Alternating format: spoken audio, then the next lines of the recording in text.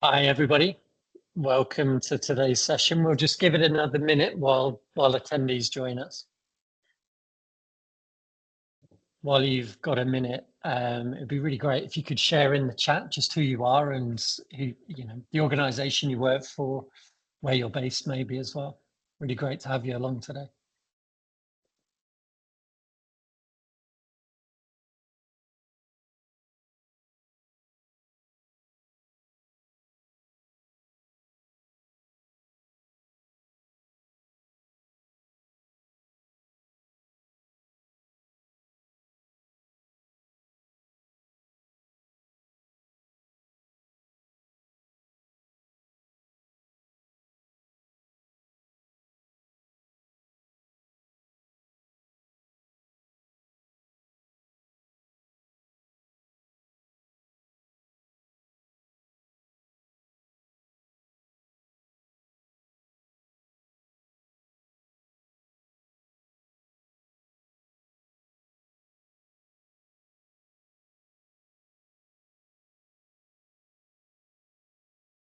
Wow, a truly global audience. Really good to see where you all are, everywhere from Kansas City to Switzerland.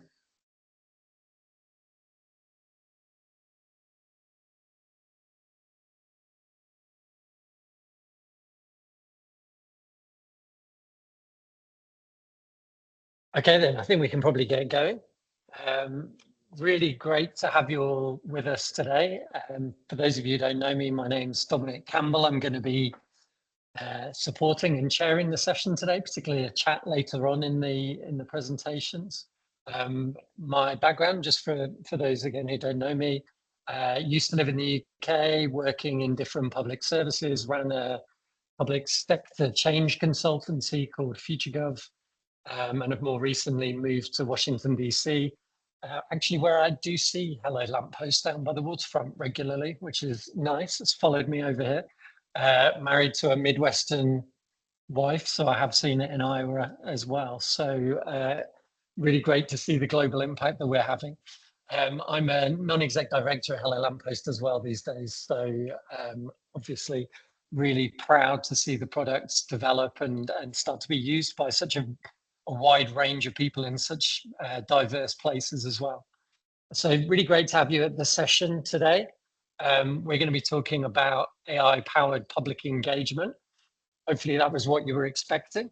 I'm not sure how you would turn up a Hello Lamppost session otherwise, but great to have you here anyway. Just a bit of housekeeping to start things off. You'll notice that your audio's been disabled or turned off for now, just so that we can focus on what the session leaders are saying in each of their talks. We'd love it if you could post questions in the chat at any time. My rather daunting task over the next 40 minutes before the panel discussion is to keep an eye on your chat and pull out some of the best questions to ask the panel. Don't feel insulted if I don't get to you. I'll try my best to pull out some questions that can be answered by the whole range of speakers that we have today.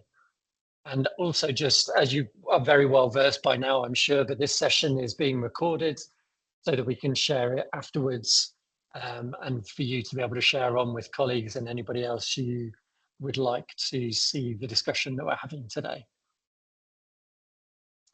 In terms of our panelists, I've introduced myself, as well as joining me today. You will also hear from Tiernan, who's the CEO of Hello Lamppost, who I'm sure many of you will know from your time working with us.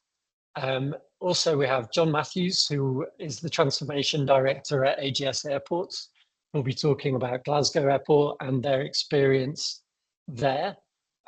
Linda Chandler, who's Chief Digital Officer at Olympia. And then finally, Kirsten Hodge, joining me on a sort of North American perspective at the Museum of Earth. So let's get going. Over to you, Tiernan. Great, thanks, Tom. Right, let me just share where you left off.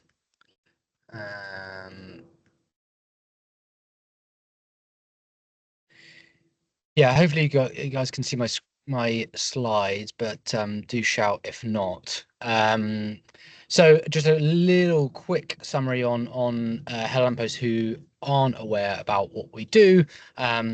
We provide an AI platform which allows people to deploy AI-driven digital assistants for any location or place. So that is anywhere from an office building to an airport to a public park. And really the kind of the problem that we address is it's really impossible to have staff members available everywhere and anywhere, and that means there's a lot of people, a lot of customers, a lot of people that go unsupported, and that kind of relates to our origin story of really the frustration born out of going to a place, experiencing a place, and the barriers to entry for information and support being really high.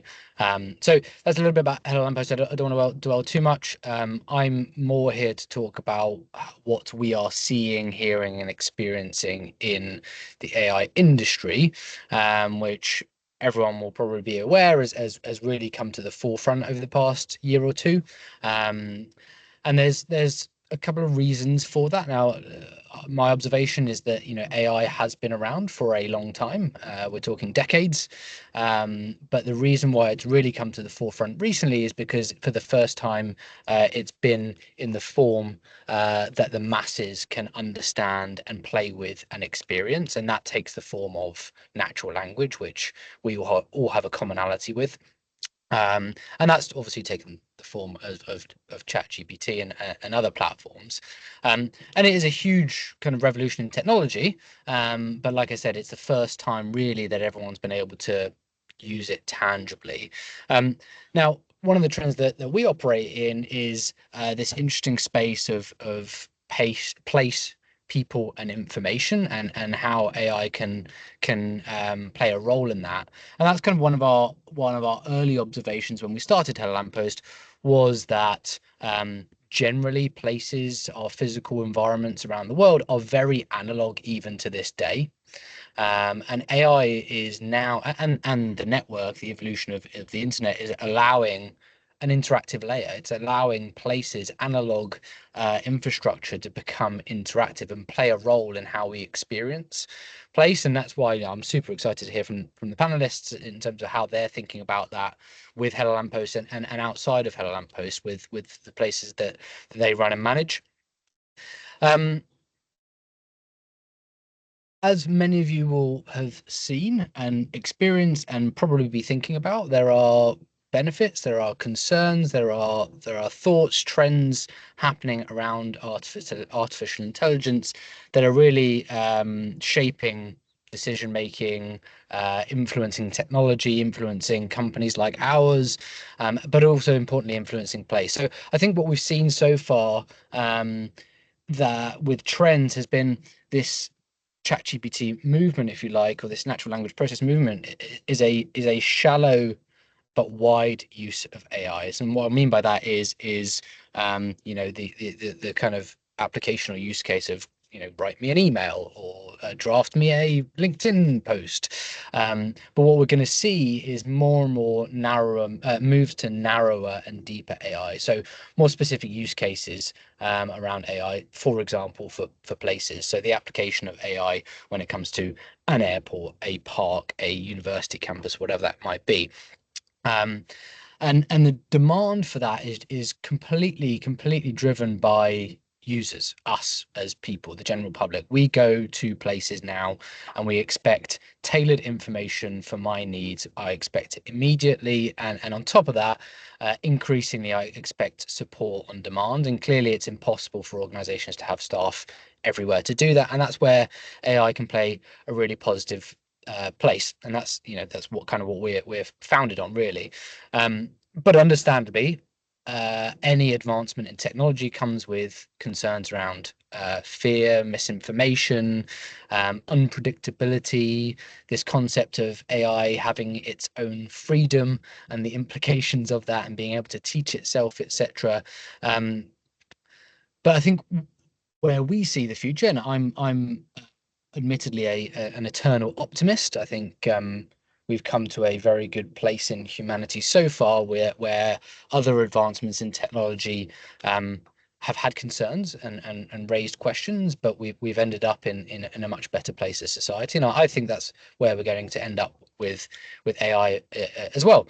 At the end of the day, it's humans that are controlling and building this to start with. So I think just in the more shorter term on that horizon, I think what we're going to see is a movement towards control mechanisms around AI. So especially when we look at more narrower use cases of AI, we're going to see a demand. We're already seeing a demand for control mechanisms. So I think there's a lot of will and propensity for organizations and companies to explore and capitalize on the benefits of AI.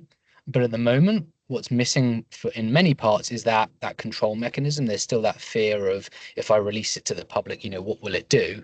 And that's something that we're really focused on, is providing our partners with the control mechanism so that they can offer benefits to both their organization but also their customers with the control mechanisms in place. And I think just a couple of last points to finish on is one thing that I'm very keen on, partly driven by my eternal optimism, is that we are absolutely right as a society and as an industry to raise those questions and those concerns. But the fact is, AI isn't going anywhere, and if we don't explore the opportunities at the same time as the concerns, then really we risk putting the innovation and the benefits on pause, as well as the risks. So those concerns, those questions are valid, but we shouldn't ignore the beautiful benefits, opportunities that sit ahead of us in a multitude of industries. So that's kind of my take on things is don't let the concerns stop the innovation and stop the benefits. And we see that all the time. So the application for us is this opportunity of providing digital staff members in locations, allowing people to allowing organizations to focus on more urgent human-led tasks and giving easier access to people to support and information on the go. And one great example of that, and I'm sure John will kind of talk about this in more detail, is airports. When we first started working with airports, there's obviously a need to better support all passengers, but a particular need to support those with accessibility needs. But there's clearly a lot of passengers with a lot of questions, and that leaves staff inundated, not able to support the more urgent queries. So AI can be introduced to support to automate a lot of those kind of frequently asked questions or more repetitive passenger queries, which allows staff time to be freed up for those more urgent support queries that would otherwise go unnoticed, particularly for those passengers with accessibility needs. So a couple of observations from me, and I'll stop rambling and I'll pass over to John now to talk about his fantastic work. Thanks, everyone. Thanks, Tune. Just let me share my screen. Hopefully that's working. So just a wee bit of context on who we are as AGS Airport. So within our group, we've got Aberdeen, Glasgow, and Southampton airports across the UK. We serve circa 12 million passengers expected in 2024, but represent a catchment population within the UK of 14 million. So quite a considerable regional airport group within the UK, going to 25 airlines and going to over 140 worldwide destinations across the group. In terms of the challenge we have is, to Tyrion's point, is from across the spectrum. When we look at customer support, we know we're not doing a good enough job, and we want to be better. But how do we get it to be better with the use of AI? Because we can't just keep relying on a very labor intensive manual process, because it's just, even if it was possible physically in recruiting all those people, it still wouldn't meet the diverse range of needs that the customers and our passengers have. So we already know that each year at Glasgow, there's over 42,000 calls that are unsatisfactorily answered, up to about 80% of the time. So we're failing on our own customer service high standards about 1 in 5 times we're only getting it right. Where we came out of is we've got a living lab project at Glasgow Airport, which is working with Connected Places Catapult, for those who know it within the UK. And one of the areas of focus is specifically within the passengers with restricted movement, or those who need additional assistance. But the benefit that we'll explain over the next few slides actually reflects across that wider customer and passenger support levels. So why are we not getting the level of customer service that we were really aiming for? And it's that, as Kieran says, which is the impossibility of staff being everywhere for everyone all at once. We have a huge spectrum of passenger needs, and we'll share some analytics on that in a few slides' time. But we have passengers arriving at different points of entry into our network. If you remember from the previous slide where we showed a little bit of an oversight of the geographical context at our three airports.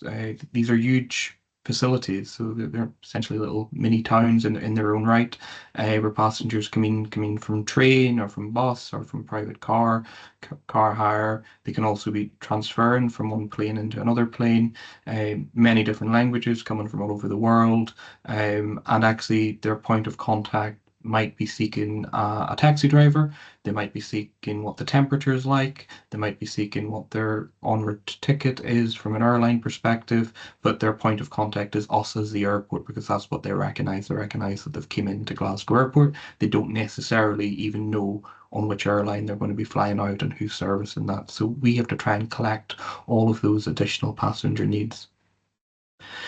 It's also going to get increasingly more difficult, and that's because of the total expectation for aviation traffic as well as our own expectations for growth. But also specifically when we look at the trends that are occurring within those who need assistance with their travel as a proportion of passengers to the total volume, we expect that to increase. And also if what we want to be able to do is really to focus efforts on those who do need that physical interaction and be able to use technology where it exists, in this case in AI, to help for those that don't need it and are able to get a smoother transition and actually a more speedy, more satisfied interaction with those who don't need a physical point of contact at the airport. In terms of the solution, so what we've turned towards with Hello Lamppost is a rollout across our airports, which make it much easier for everyone, wherever they are, to interact with a QR code, which then gives them additional support for your communication channels in the form of an airport digital assistant. What it looks like, so it's embedded within our natural branding, so you'll see some examples of that and some more better examples as we've evolved it, because it's a live project. We started it around April this year and we're continuing to grow. But we don't want it to feel like something special and hidden. We want to really make it integrated with existing branding and areas which passengers are going to interact with. So an example on the screen in front of you is kind of where a QR code would go at the bottom of the existing map of the area or within pillars as you walk through the terminal, or indeed identification of where you would be getting your retail experiences, so where do you go for coffee, etc. And the really important thing here is that it's available to all 24/7 across the airport. When I talked previously about what it means in terms of the quality and the diversion within the qualifications of what people are looking to engage with, whilst we targeted this to help with those who needed special assistance represented in the yellow quadrant at the bottom, you can see actually the majority of the passenger queries is elsewhere. So a huge chunk of it's actually just looking for information on what bus do they get, how do they get onward connectivity, significant numbers also looking to interact with us if a flight has some kind of impact to it, or not even an impact to it, but they may have forgotten their boarding pass or who they're flying with. And so we're able to try and assist where possible in an automated way and really then focus those people on ground to provide the special assistance that can focus on those who need it in a physical contact way. What's the impact we've seen already? So as I said, we're only about 6 months into it, but already we've seen a reduction of 50% of general calls to the helpline number that was only delivering a 1 in 5 good success rate for customer service. So that means that those passengers who were previously using that have been able to fulfill their needs through the Hello Lamppost solution.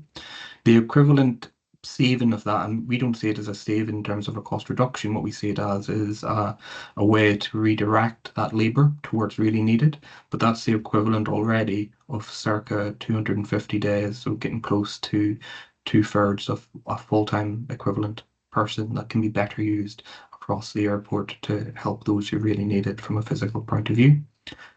In addition to that, we've actually supported more passengers than we had ever done previously, so over 12,000 passengers supported, which represents an additional in excess of 33% of feedback. And we can evidence that from an independent audit that we carried out with the CEA. In terms of those who have had a specific response, it's up to 100% for those who've interacted with it, and at an 86% satisfaction level. So you can see almost the flip from going from 20% up to 86% for those who are now satisfied with that service that they've achieved. Here's some more images of how we've evolved it and further integrated it. So you can see that on the previous slide where I showed some imagery, whilst it was part of the overall branding, it got a little bit lost and was differentiated, where now it's totally integrated going forward. And just finally, in terms of next steps from ourselves, I think Kieran said he was the eternal optimistic. I'd say probably the eternal pragmatic. But that saying, we absolutely love the solution with Hello Lamppost, and particularly their agility and their drive to respond to our needs. As we said, we've done this through a trial type project through the Living Lab, where we weren't 100% sure what we wanted going into it, and they've really helped and responded to our changing requirements for it this year, and that agility has been really, really welcomed. Our plan now is based on that success that we're wanting to roll this out across the 3 airports within our group, so Aberdeen, Glasgow and Southampton, and also aligned with our wider digital strategy and growth focus. So as Kieran said, many organisations are like we are, which was interested in it but didn't really know how to benefit from AI and how to apply it.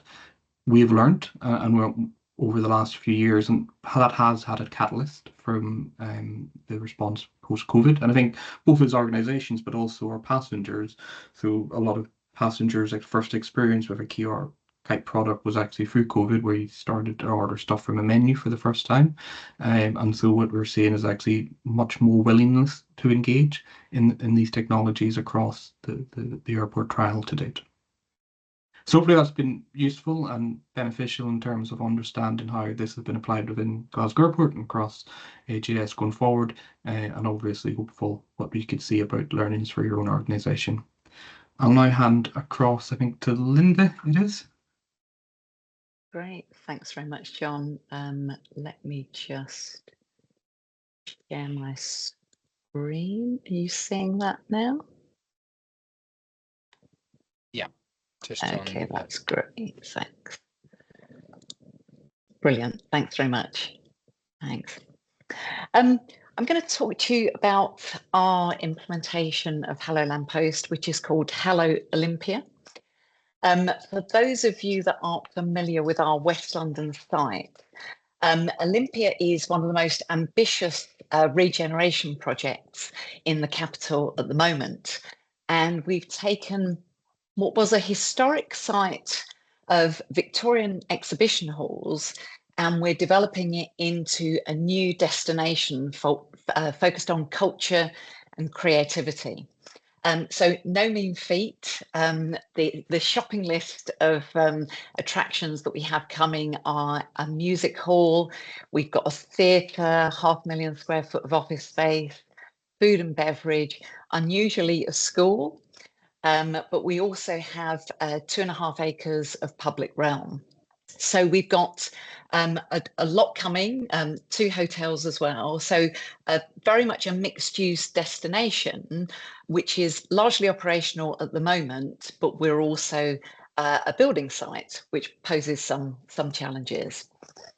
In terms of our digital vision for Olympia, because we want to create a new destination, we want that to be powered by technology. And so we're taking our inspiration from both smart cities and more entertainment districts. And really trying to evolve this kind of physical and digital experience that should be very human-centric for our visitors. So as I mentioned, we are a greenfield site, and our thinking behind Hello Olympia was, because our customers aren't used to interacting with us, then why don't we influence that interaction? Why don't we give them a different way to speak to us, and a unique way? So we thought the first interaction is by an AI assistant. So that's a real opportunity for us to just come to market with something different. We are, in my role as Chief Digital Officer, I wear a number of different hats, which includes a Chief Data Officer and a Chief Innovation Officer hat. So with my Chief Data Officer hat on, I'm very curious to know who's visiting the site.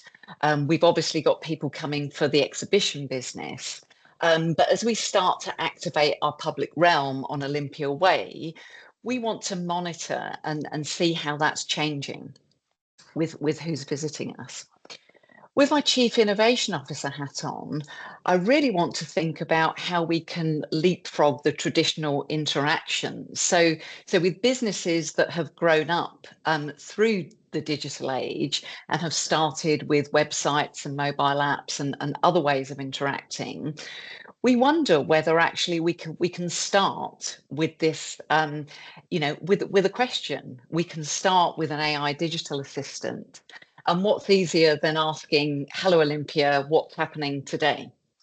So that's been a really interesting experiment, and very much we see Hello Lamppost in our innovation bucket. And as an innovation project, it's been great to see the rapid deployment. So actually, we launched in London Tech Week, that was at Olympia in June this year. And it was only a few weeks of setup and kind of processing all the signage that we needed to get up and running for that particular event. So we had a few objectives when we set out with Hello Olympia. We've got two conversational threads. I work for the Olympia Estates business, so technically we're the landlord of the estate. But our sister organisation is Olympia Events. They run the exhibition halls and all the events that happen there. So technically, we've got two threads of conversation. We've got a thread of conversation that's about what's happening now, what are the current shows, what are the amenities, how do I get around the site? But we've also got a thread of conversation which is about our future destination, what's coming to that destination, and we're asking people kind of what they want to see. So again, we were saying that it's very key that data is at the heart of what we do. So gathering that anonymous data on the types of visitor that we're getting, and also being able to monitor the changes in our visitor base. As I said, at the moment, we've got the exhibition business, which is largely around 60% consumer exhibitions and 40% B2B. But we expect that visitor base to change over time with the other amenities that are coming to our destination. And we really like the bi-directional interaction that Hello Lamppost gives us, because we can ask questions of our visitors. So we're very keen to understand why they've come, the mode of travel, and especially what they would like to see at Olympia in the future. It hasn't been without its challenges. As I mentioned, we are an operational venue, but we're also a building site. And what you see in the picture is our stickers, which was the original iteration, which was actually just kind of put onto our temporary hoarding. And even in the 4 months we've been live, we have a change of hoarding, but we started to incorporate that design into those. As John says, you learn how to evolve the signage across the site. So that changing site is very challenging for us, and we haven't yet settled on our final signage options. The other thing is about thinking about other places where we could potentially have signage. So as the landlord, we don't really have permission to go into our tenants' demises. So Olympia Events are a separate organisation. But again, we've worked with them to actually show the stickers actually on their screens that are in the halls. So again, we don't own or operate those screens. But it's been really good in terms of interacting with our sister company to actually explain the value and to get more signage across the site. And finally, we've got a lot to do. We've got to open, and actually, it's been quite challenging with the internal stakeholder population to talk about why you would do an innovation project when there's a destination to open. But I think what we're seeing is that because of the data that we're gathering, my stakeholders are starting to understand the reasons for doing that, and then it can be quite valuable in answering, you know, some of our business questions that we have currently.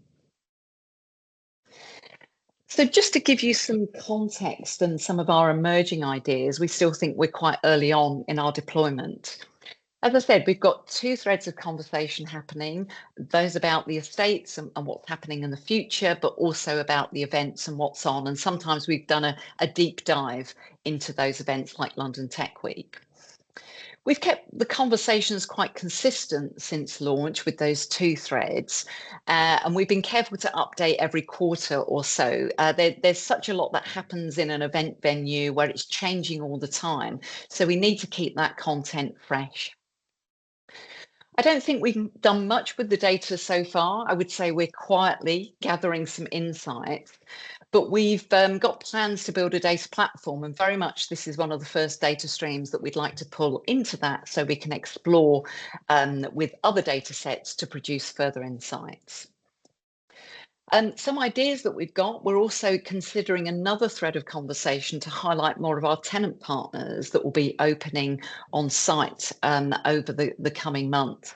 Olympia has a school, restaurant, music hall and theatre, so lots of different dimensions, and they will all have their own content and their way of telling why their brands are appearing at Olympia. So we think this is a value add for our tenant partners, and we really want to demonstrate the ecosystem of our estate operating as one destination.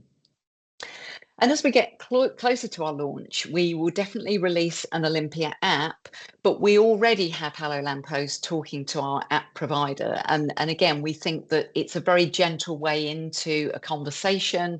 It's frictionless. So we like that idea of taking people on a journey before they're perhaps ready to fully download an app. And finally, just some insights here. We've only been going just over 4 months. So yeah, just over 3,000 messages, nearly 700 users. And some insights for us are that we've been told that our visitors are largely leisure visitors at 70% versus work visitors at 30%.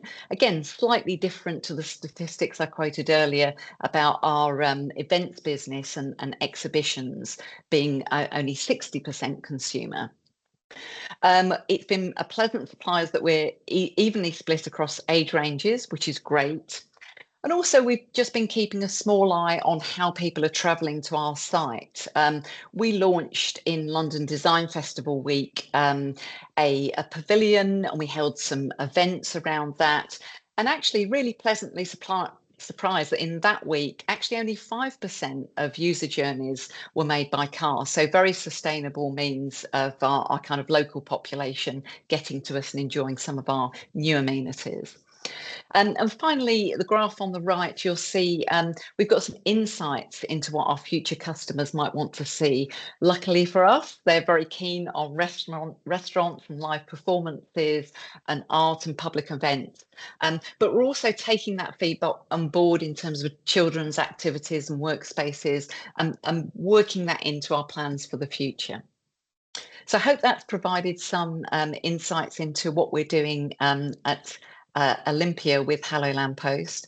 And I think it's now for me to hand over to Kirsten.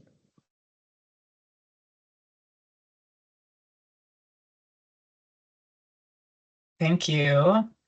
Thanks, Tiernan.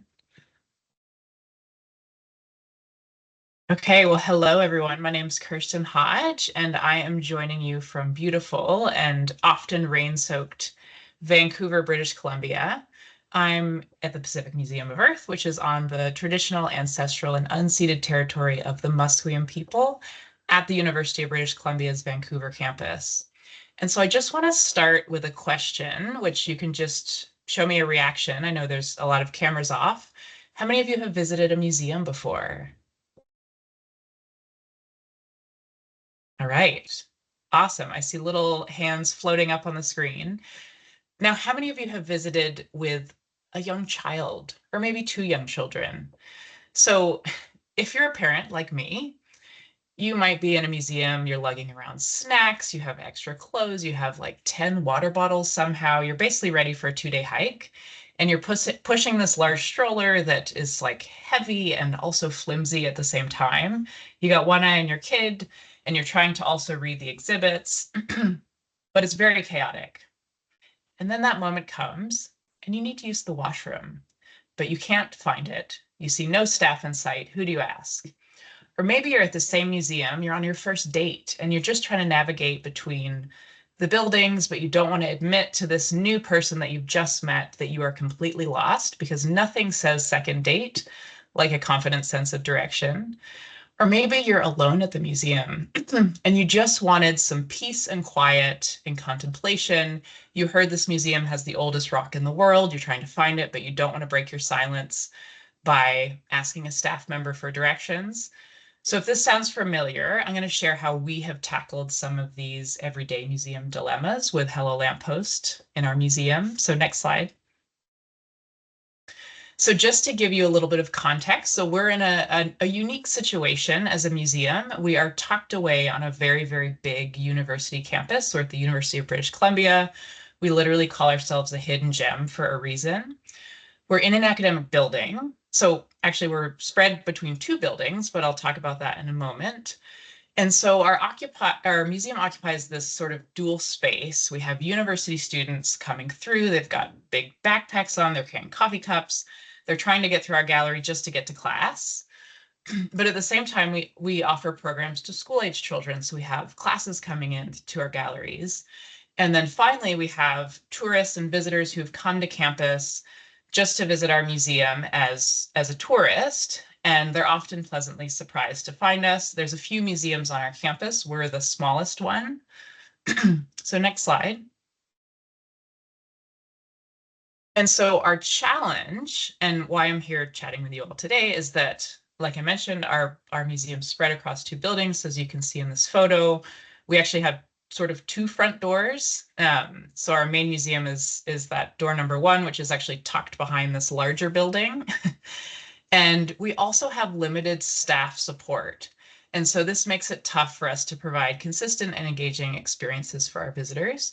And so we looked for a solution that was cost effective, creative, and could really bridge that gap between our physical spaces and our staffing limitations. And so that is where Hello Lamppost came in to our lives. And we saw this as an opportunity to leverage technology to enhance our visitor experiences without overextending our very small team. So next slide. And so we started this relationship with 3 goals. So we wanted to understand our visitors. We wanted to gather data about our visitors. We don't have a front desk, and so we've never actually known how many people are coming through our doors, where they're coming from, why they're coming. And then from the visitor perspective, we also wanted to give them a little bit more. Again, we don't have staff roaming around our galleries, and so we wanted a way to bring our exhibits to life and provide a little bit of a deeper dive into some of the content. And then finally, we wanted to boost our donations. We're a small museum. We don't charge admission, and so we rely on our donations. Next slide. And so the impact, so I'm going to talk about this from sort of 2 perspectives. So from our perspective as the museum, the impact has been that we now are starting to understand our visitors. We're learning who they are, where they're from. This is extending our team's reach. It's actually like having extra staff on the floor at all times without hiring someone new. So the virtual visitor assistant, so I've put up just a short video of sort of what it looks like. And so this is the beginning of the conversation. We're just gathering a little bit of information from our visitors about where they're from. We're gently nudging them to donate. We're giving them options to donate. So prior to this, we only had a cash box in the gallery, but now we're actually giving them an online way to donate. We also now have a way to connect with our visitors by getting feedback directly from them. So visitors can ask questions. They can just give us general feedback. Again, like I mentioned, we can nudge them into giving donations. And then also one thing that I actually didn't put on this is that we've just launched a chat widget on our website that now, even before visitors come to the museum, they can engage with our same knowledge base that's powering this conversation to help book programs, to get information about our exhibits. But the best part about all of this that everyone's mentioned is that it's actually given us, data-driven ways to adapt and improve what we're putting into these conversations. Next slide. And then from the visitor perspective, because of course, as a museum, we're thinking about our visitors a lot. So how does this benefit our visitors? So they can ask questions anytime. So let's go back to that parent that was juggling all the extra clothes and snacks and water bottles. So instead of frantically searching for a washroom sign or looking for a staff member, they can just ask our virtual visitor assistant, where is the nearest washroom? And they will get an instant answer. They don't need to bug a staff. They don't have to have a toddler meltdown. So visitors can discover more. So we'll go back to that person on the first date trying to impress their new person with fun facts. So they might say, did you know that the Kilauea volcano erupted for 35 years continuously? You can sound like a seasoned volcanologist.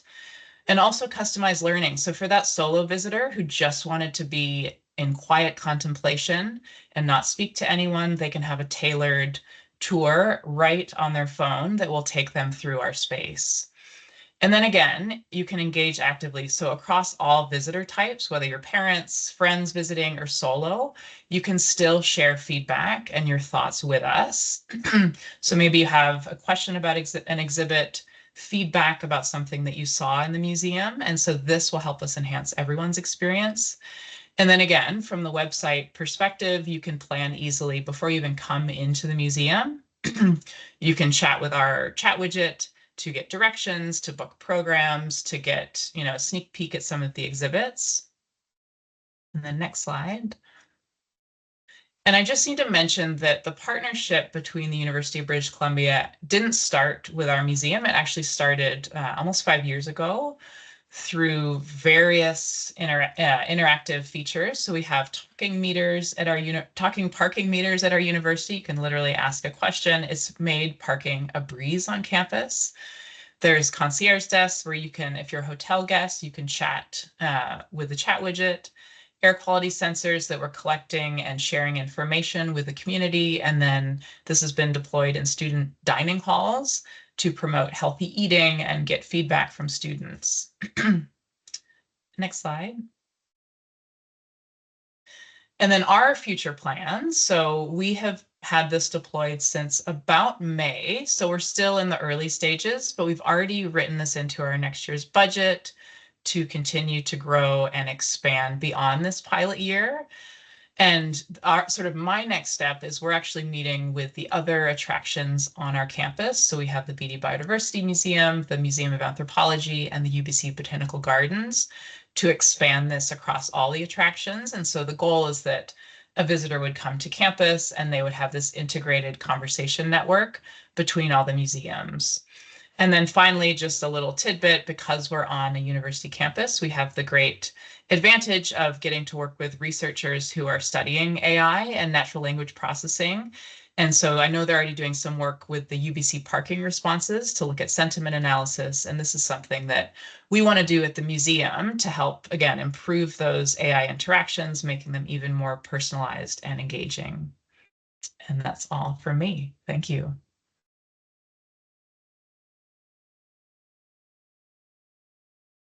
Fantastic. Thank you so much, everybody. So we have about 10 minutes right now for some questions. There's a few that have come through on chat, some very practical, some slightly more esoteric. So let's see how we go. So I'll use chair's privilege to start off, I think, with a couple of questions that I have coming through from what I've been listening to, what you've been saying. Something I'm really interested in is around sort of some of the data that you were sharing in terms of the trends that you're seeing. Particularly, John had some pretty stark statistics, I would say, but all of you have got that experience. What sort of what sort of channel shift are we seeing, and how is that sort of manifesting across generations, across different groups? Where are we seeing the enthusiasm? Where are we seeing the change? I saw a funny meme the other day of a freaked out Gen Z, whatever, who was saying that they clicked on a reserve a table button on a website at a restaurant, and to their horror, it immediately phoned the restaurant on FaceTime, to which they hung up and said that they didn't like speaking to humans. So obviously there's a differential across generations, but just interested to hear a bit more about how you're seeing that channel shift happen. Linda or John, I don't like, maybe John to start, just because you had some of those statistics in your presentation. Sure, and my response is generic in terms of trends as opposed to putting you towards a specific data point, but not that surprising when you delve into it, because actually there is a strong correlation between probably an age demographic and those who would potentially need assistance with travel. Aging doesn't come alone, the old adage, right? But what's really encouraging is what we're seeing is a much higher comfort level of the technology in older age groups than we probably would have expected. And I think that has come about because of that COVID catalyst, where actually it's no longer seen as either someone who's been around by tech and comfortable with it, or something for young people. It's actually much more accepted that this is out there and this is not as scary as people thought it was going to be.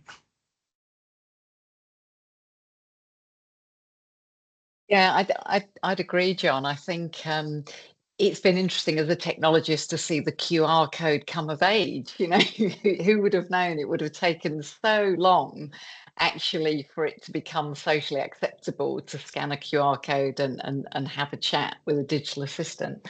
As I said, we've been pleasantly surprised by the spread of ages that we've seen quite consistently across our chatbot. And actually what we've also observed when you dig into some of the conversations is the playfulness that people have with it. When we were setting up, we did a bit over tone of voice and brand identity, of course. And I think it's really interesting to look in the conversations, especially the destination. I don't know whether, Kirsten, you're seeing, people are chatting away to it and asking all manner of questions. My personal favourite was what over the summer, what are England's chances in the Euros? So people are starting to just have normal conversations, if you like, with this medium. So I think it hints to perhaps some of our visitors actually want to do more.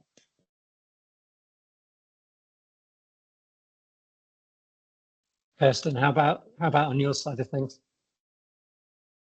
Well, yeah, it's interesting. We, in the museum sector, I feel like we shied away from QR codes for a while, and then COVID just brought them back with a surge. You can't even go into a restaurant in Vancouver without scanning a QR code.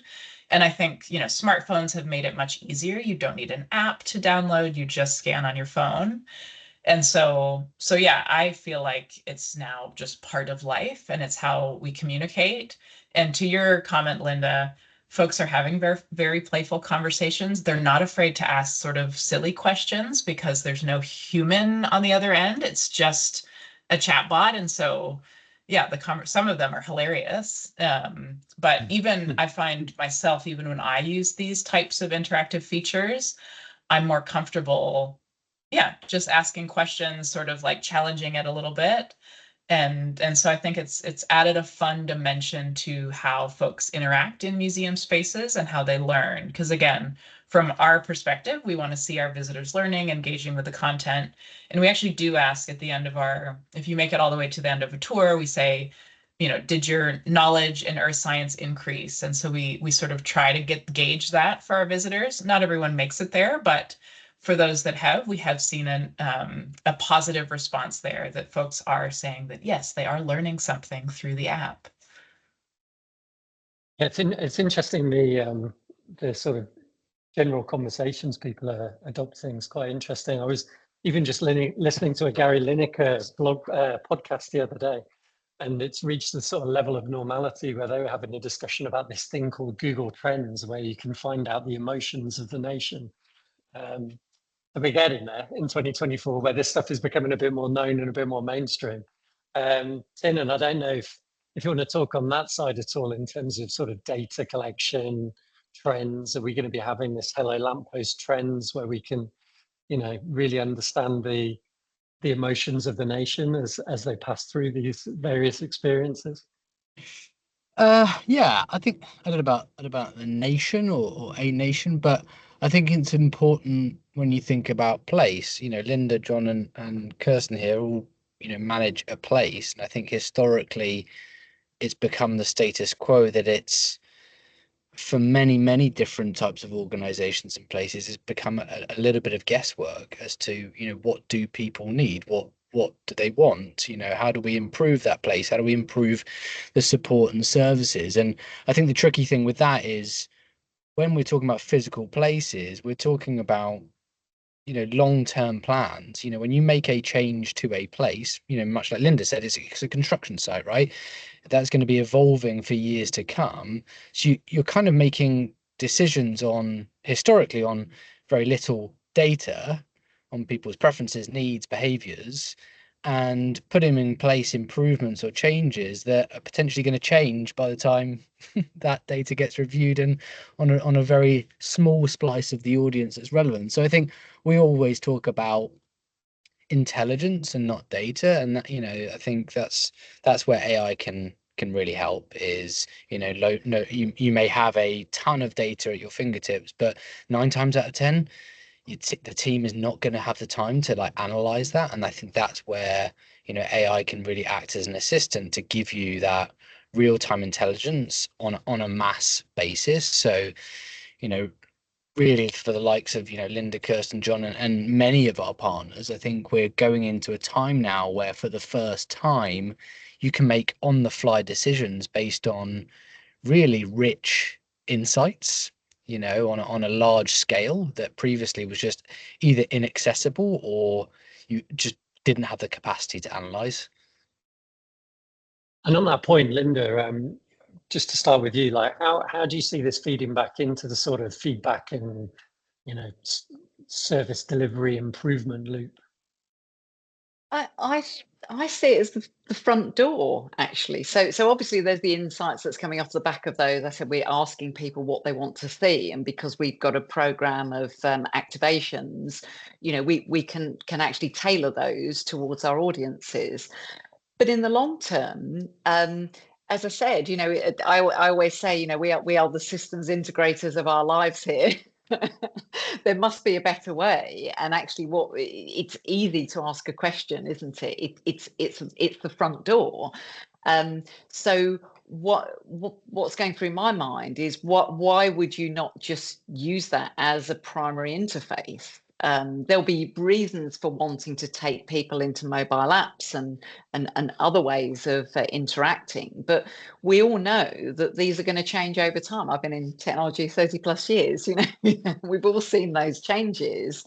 So I'm trying to build an infrastructure that can meet, our changing digital landscape, the changing societal preferences over time, but actually a conversation is a very human thing. And so if we're starting with that as the front door, then you know, why can't that conversation answer other things? And it might not be able to answer it all themselves, but the idea and the phrase of the month is agentic, isn't it? You know, could it ask other agents to do things on our behalf, and could it kind of serve up you know, those answers without you having to go to yet another app, downloading something, opening a web page, because why shouldn't the robots do the work for us? Completely. John, how's it being received by the operations team? Is it starting to land in the mainstream? Yeah, the short answer is absolutely yes. Particularly in the ability to allow the person delivering service to be more focused in areas that they know they can truly add value, and not spend quite a lot of time just having to deal with fairly generic responses, which actually individually don't take that much time, but collectively, the example we shared was 42,000. You know, 42,000 anythings is quite a lot in absolute terms. So it's about the ability to really be able to focus and direct where we do have customer service roles in the areas for those passengers who would benefit most from it, and being able then to direct other people into actually, okay, you want to know where to get a cup of coffee from? Go and go over here, or go and scan this, and I'll give you the options. So, but I'm really very positive. Not because of the technology. So they've already jumped the technology. They don't really care what's helping them, but they know there's something there which is helping their day-to-day life to focus where they can on a better customer service. Kirsten, last word for you. Really interested in your approach in British Columbia. Obviously, start small, experiment, try different things, see how it works. Where's next for you all, do you think? I think next for us is integrating it into the other museums. So often when folks come out to the University of British Columbia, they've heard about the Museum of Anthropology. That's why they're coming out as a tourist, or they've heard about the BD Biodiversity Museum, but they don't necessarily know about us yet. We're smaller, we're sort of tucked away. And so my hope again is that if it's integrated in all of those other sites, you can prompt it by saying, you know, I have another 20 minutes to spare. What should I do while I'm on campus? And the chatbot would say, oh, you should visit the Pacific Museum of Earth, or I'm interested in dinosaurs. Oh, you should visit the Pacific Museum of Earth. So again, I want to, and this is something we've chatted about with Brian Jones, who's the director of parking, is again, just integrating that into this, you know, human conversation so that folks feel connected.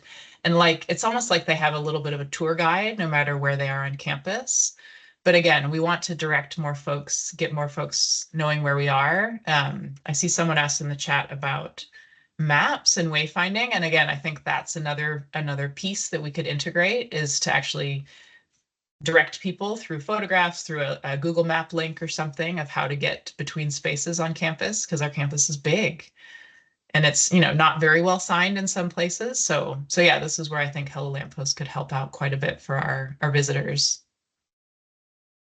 Fantastic, thank you so much. And that is a good prompt. I did skip a couple of questions that maybe Tim and team can reply to directly, around cookies and dealing with the potential for people sticking QR codes over your lovely QR codes, and how you manage those things.